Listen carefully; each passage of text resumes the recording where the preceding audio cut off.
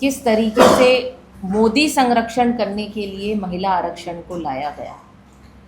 Congress party ने इस bill का समर्थन किया था और कांग्रेस पार्टी 2023 में भी इसके समर्थन में थी और इससे पहले जब जब महिला आरक्षण बिल लाया गया वो कांग्रेस पार्टी द्वारा ही लाया गया।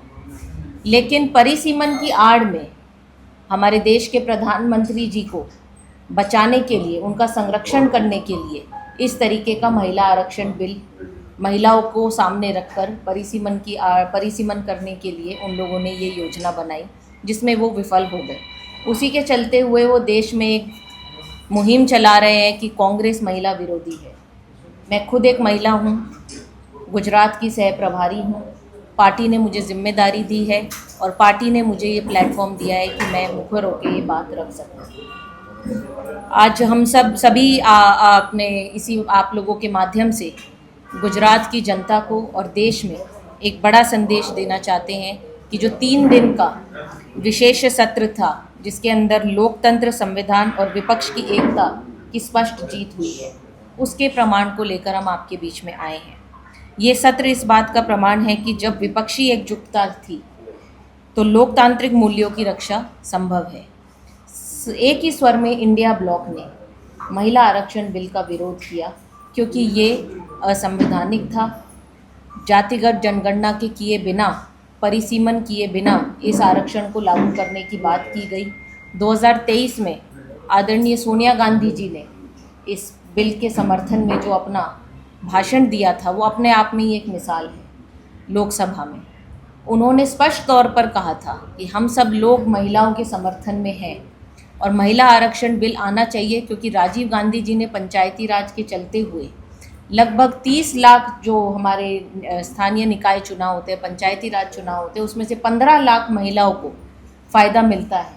और वो जो परियोजना थी वो राजीव गांधी जी का विजन था और राजीव गांधी जी की सोच थी महिलाओं को आगे बढ़ाने की।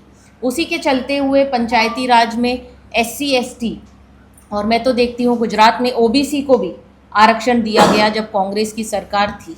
चिमन भाई पटेल हमारे मुख्यमंत्री थे कांग्रेस के। तो ऐसे तमाम ऐसी योजनाएं कांग्रेस पार्टी ने की जिसके अंदर सामाजिक न्याय था, सभी महिलाओं को प्रतिनिधित्व देने की बात थी और हमारी इतनी ही मांग थी।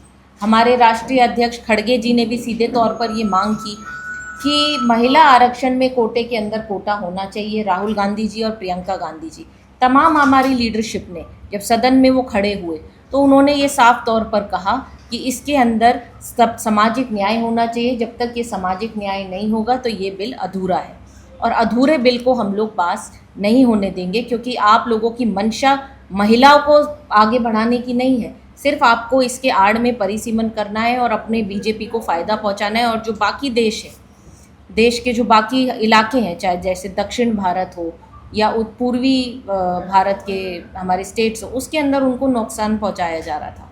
आप लोग वहाँ पर परिसीमन के चलते सीट तो बढ़ा रहे थे, लेकिन प्रतिनिधित्व जो वहाँ पर होना था उसको कम कर रहे थे। तो हमारी बस इतनी ही मांग थी कि पहले आप जातिगत जनगणना कीजिए, फिर परिसीमन कीजिए और उसके बाद आप लोग महिला आरक्षण लाने का काम कीजिए। हम तो अभी भी ये मांग कर रहे हैं कि आप एक बार सर्वदलीय बैठक, क्योंकि 16 तारीख को आप एक दिन पहले एक नोटिफाई करते हो कि आप एक बिल ला रहे हो, कोई चर्चा नहीं करते हो। लोकतंत्र में ऐसा कभी नहीं हुआ कि सत्ताधारी दल बिना चर्चा करे। इससे पहले भी बीजेपी की NDA की सरकार रही है, पहले भी उनके प्रधानमंत्री रहे हैं, वो लोग हमेशा चर्चा विमर्श कर सबको साथ लेकर चलते थे। लेकिन जिस तरीके से सबको साथ ना लेकर चलने की इनकी नीति है, इससे साफ दिखता है कि ये लोग डरे हुए हैं और ये लोग नहीं चाहते कि कोई किसी भी तरीके का काम हो। मैं पूछना चाहती हूँ, आप महिलाओं के सम्मान की बात करते हो, कहाँ गई वो हाथरस की महिला जिसके साथ ये कांड हुआ? हमारे राजकोट में ही मैं देखूं, जो हमारी महिला प्रदेश अध्यक्ष थी मनीषा बा, उनके साथ क्या किया गया।